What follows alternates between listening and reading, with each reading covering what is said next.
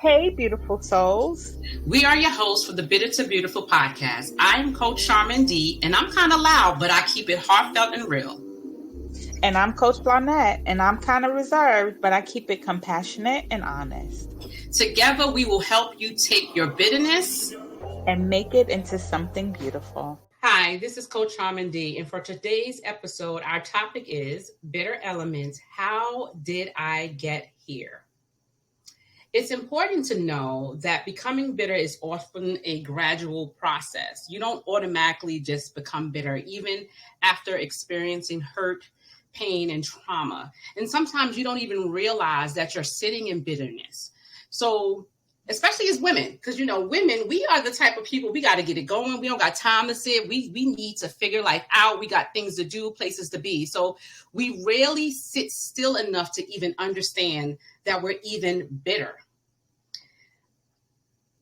You know what I realized also is that there were times when I was struggling with bitterness and I didn't realize it, and then no one around me realized it because I found a way to mask it. I was always so happy and go lucky and always smiling, and no one knew what was going on. No one knew the trauma that I experienced, but I realized that I was actually sitting in bitterness, frustrated, upset, and angry. And we have to be mindful when we're sitting in some place that we can't get past, when we're not able to forgive. So this conversation is really important and it's exciting to have. I'm here with Coach Lonette, and we are going to start this conversation. And Lonette is actually going to give us an understanding and stages of bitterness and how we arrive at them. Lonette, it's on you. Hey, everyone. So this is Coach Lonette, and we're just going to tackle where bitterness actually comes from. So bitterness is an emotion that typically is characterized by feelings of anger, unforgiveness, resentment, and hostility, which kind of leads to bitterness. When we experience bitterness, we often feel like we have been wronged or taken advantage in some way. And so some of the ways that bitterness looks like is you are masking. So masking is a way of kind of hiding your feelings. You kind of feel one way, but your face and your expression and you're giving off something. False humility is a way of masking as well. You really want to say no, but your heart is saying yes. Your body language is saying yes, but you really want to say no. And then you regret what you think later, or how you feel, or your final decision later. Another way that bitterness is formed is by unmet expectations. When your expectations are unmet, regardless of where you are in a relationship, in your workplace, in your business, with your family, or life in general, it leads to disappointments when your expectations aren't met. And later on down the road, we'll talk about how to counteract these feelings so that you won't feel bitter or heavy or in every other emotion that it brings. Another way bitterness forms is betrayal of trust. So when someone betrays us, they betray our trust, it leaves us feeling hurt and resentful.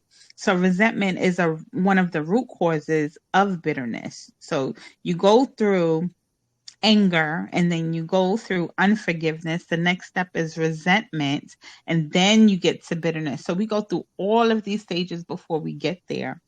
The next is lingering resentment. So when we're at resentment and we allow it to fester, like holding grudges, that stuff can really sit on your heart and on your mind, especially when you're constantly thinking about the wrong that was done to you. It becomes poisonous, and it poisons future relationships and future experiences as well.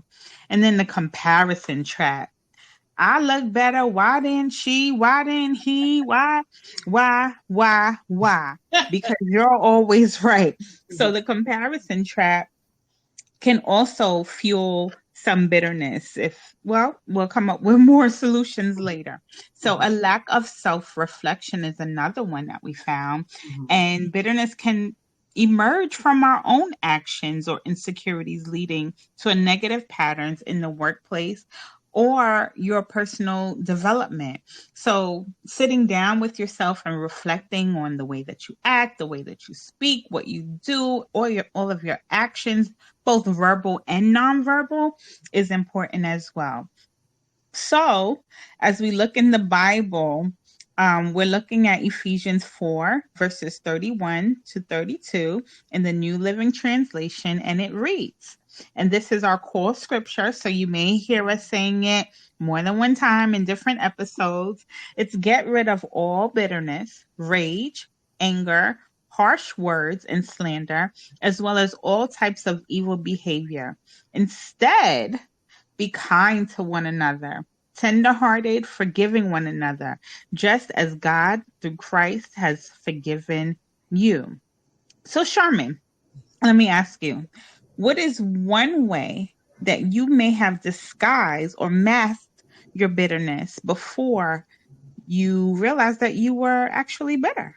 It was actually masking it, because I am always, again, as I said before, so happy go lucky. I'm always smiling. Listen, and it has not always been like that. Can I say that, please?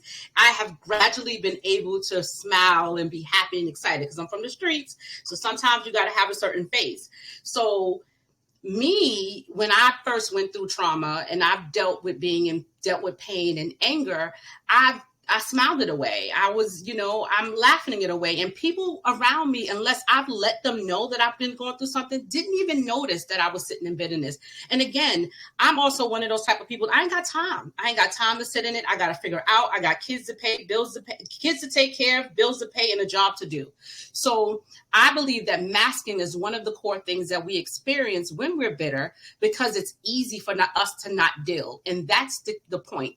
Sitting in bitterness and not dealing with it is how it escalates. It's how it makes you sick. It's how it affects your body. So that's actually one of the ways I've done it. I've masked it, but now I've realized that God doesn't want me to be bitter. He wants me to be beautiful. What about you, Lonette? So I've masked for years and years and years. I always had a smile on my face, even though sometimes I may have been boiling inside. I would just smile because I guess through trauma and different situations in my life, I I found a coping mechanism, Mm-hmm. and I wanted everyone around me to feel good because no one should have felt as bad as I did or treated as badly as I was treated. And so I just took on this coping mechanism of just smiling. Oh, everything is all right. Everything is Irie. No, nothing's bothering me. Mm-hmm. And it wasn't always so. And then learning to sit in self reflection, I realized, oh, this really does bother me. Oh, if I had said no, I wouldn't be so heated right now. Um, and it's so funny. When I was a teenager, the choir that I was in, we sang a song called Take Off the Mask. Mm-hmm. And for me, that was my unmasking moment Mm-hmm. or a realization moment where I realized that I've been masking all this time. So I began to not smile as much, and people thought that there was something wrong with You're not me. approachable. Yeah, all Because these things. yeah, and I got a lot of different things like, oh, what's wrong with her? And Mm-hmm. it was like, well, the real me is being unfolded right before your eyes, and you didn't realize the hurt that I Mm-hmm. was feeling, the anger that I was feeling, the rage even sometimes that I was feeling because I just let things go. And more recently, I'll share that someone told me that I have false humility. And I had to look it up. I'm like, me? False humility? What? What Not that me.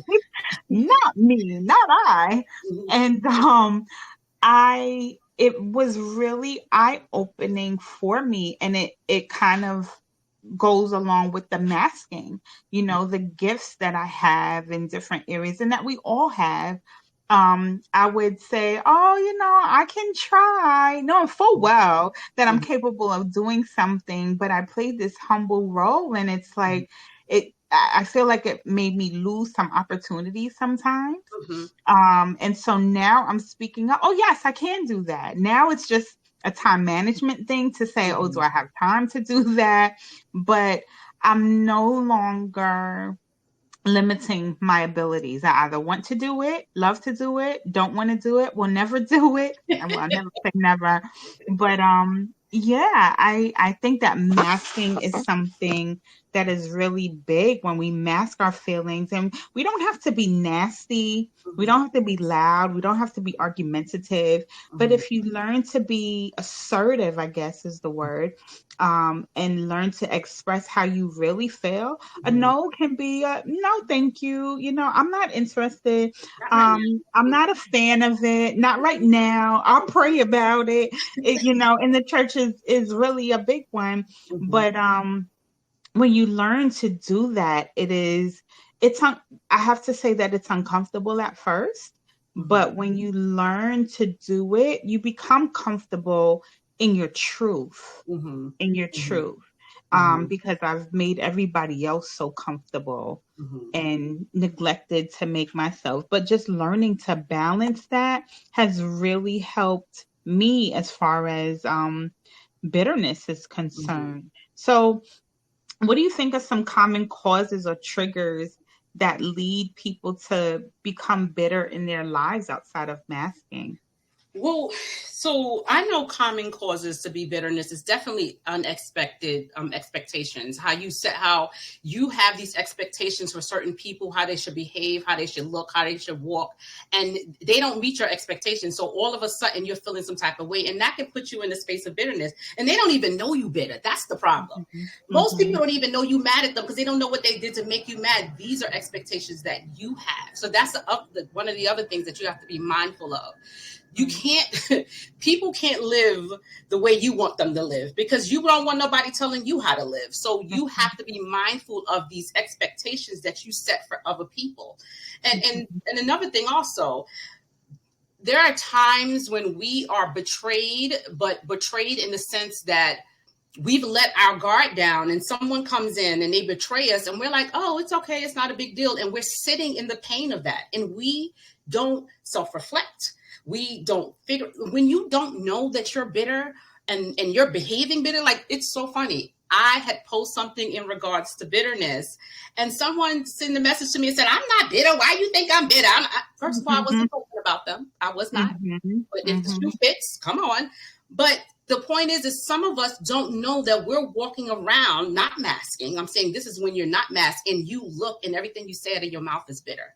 So you have to be mindful and recognize that you're bitter. If you're feeling some funny type of way and all the things that you talked about, Lonette, if you see the causes of bitterness and you're feeling these things, you need to self-reflect because you can't sit in bitterness. Bitterness is not healthy. So mhm. that's one of the reasons why you need to be mindful of if you're bitter. You need to self-reflect so you can determine whether you're bitter or not. What are your thoughts, Lonette?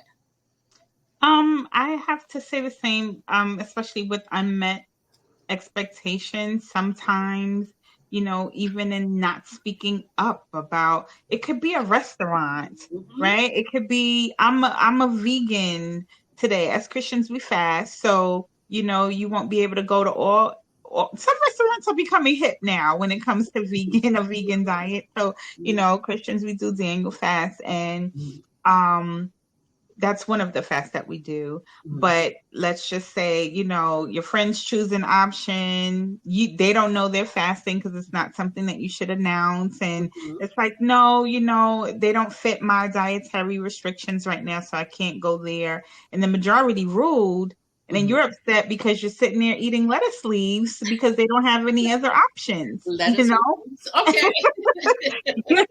And so, that can cause someone to become bitter because maybe they were neglected, or their expectations were that their friends would maybe come up with another option instead of going with the majority rules. It's those little, the Bible talks about those little foxes that Yes. spoil the vine. Mm-hmm. And it's those little things that creep in, and it's like, maybe you have the thought, oh, well, I'm gonna find another group to go out to dinner with because they don't respect me or they don't respect my options or they're not flexible. It's so easy sometimes to have the negative response and then Mhm. keep the negative response, Mhm. whereas you can choose not to go, guys, I can't do it, so you know I'll we'll catch up next time or something. Sometimes there's a matter of ownership that we have to take as well. Not Mhm. everyone is going to be flexible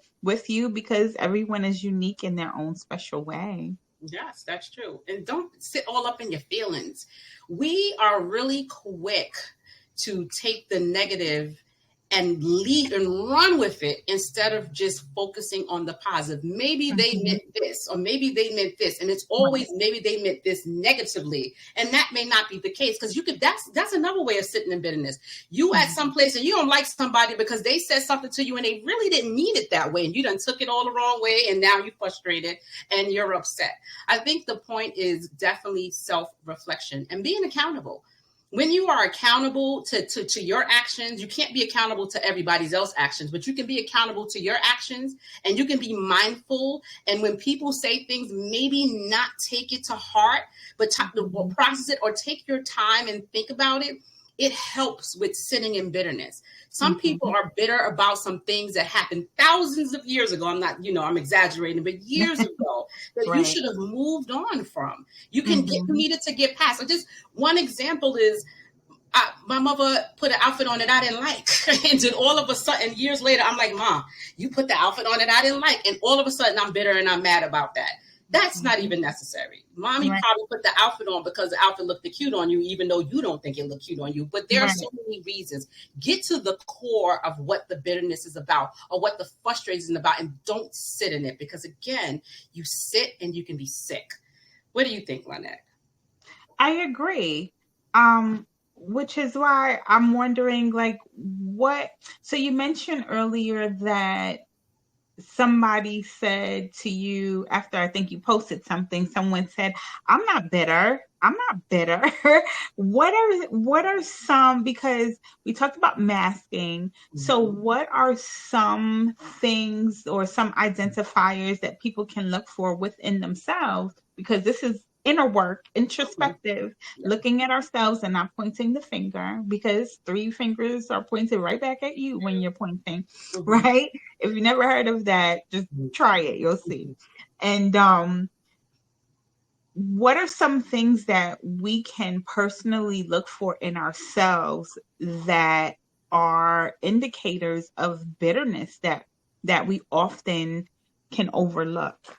Complaining. When you're constantly complaining about the same old thing, when you are talking about somebody all the time negative and you can't see anything positive, you can't celebrate, you just have something negative always to say. That's one thing that we really have to be mindful of. And it's funny because, again, this particular person that said, I ain't bitter, all she does is complain.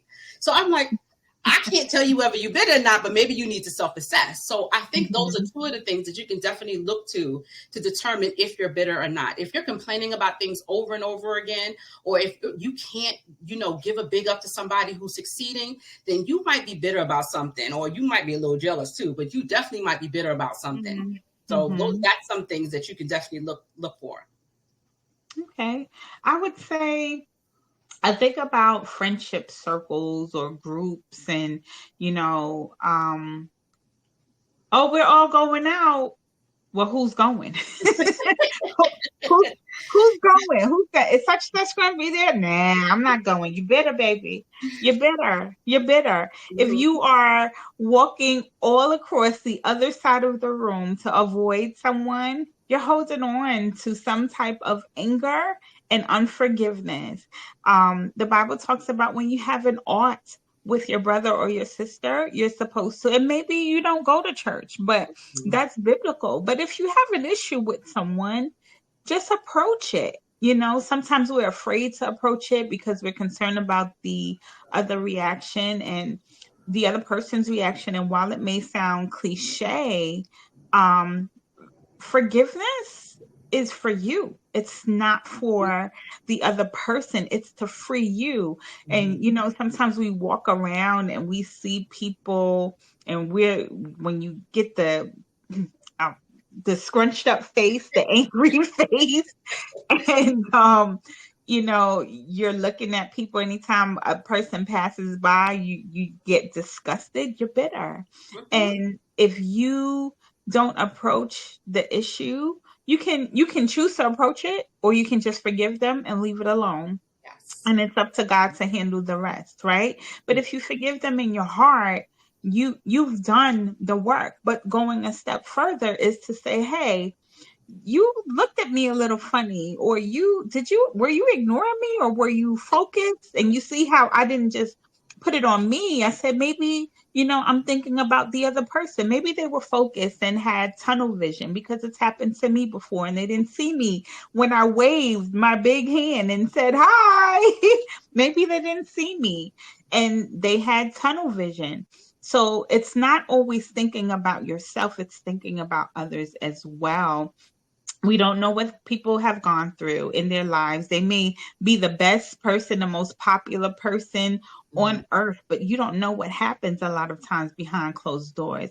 If we take the time to think about others Mhm. before we make things about ourselves, oh Mhm. my gosh, the freedom that we will have, and there'll be less bitterness. It's consideration, it's compassion, it's just putting others before yourself. So Mhm. if you fall into any of those categories, it's time to do some self reflection. This is a non judgment zone. We're not judging you, because, as we stated, we've gone through our bitterness. And honestly speaking, transparently, I'm still healing from it, because I've gone through a lot in my life. And so we're here on our healing journey to take you along this ride with us as we continue to heal. Mhm. Um, and be set free from bitterness, because trauma is real, life is real, death is real. There's a lot of things that we deal with that can absolutely make us bitter. And the Bible says, be angry, but sin not, And right? not. We can have the emotion now. We Mhm. can have the emotion, but when we let it fester into something that gets deeper, because the next step is unforgiveness. Some Mhm. people have a resolve. I'm never going to speak. I'm never going to forgive. I'm never going to this, that, and the other. Mhm. That's when it can get worse. So when you nip it in the bud, when you release it, we use prayer.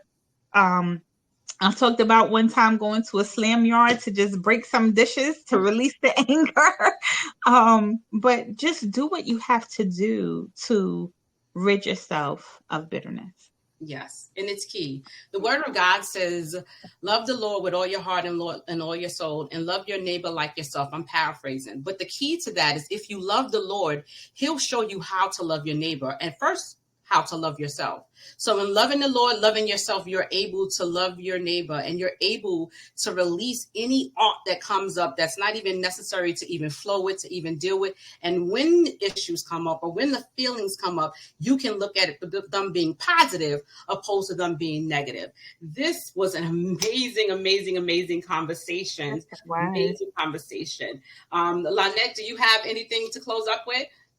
Sure. Well, I mean, this episode is about self-reflection. Now that you know the root causes of bitterness, now that you've heard some of our examples, you may have some examples of your own. Just take a look, get a journal, and we have some journals on Amazon if you want to check those out.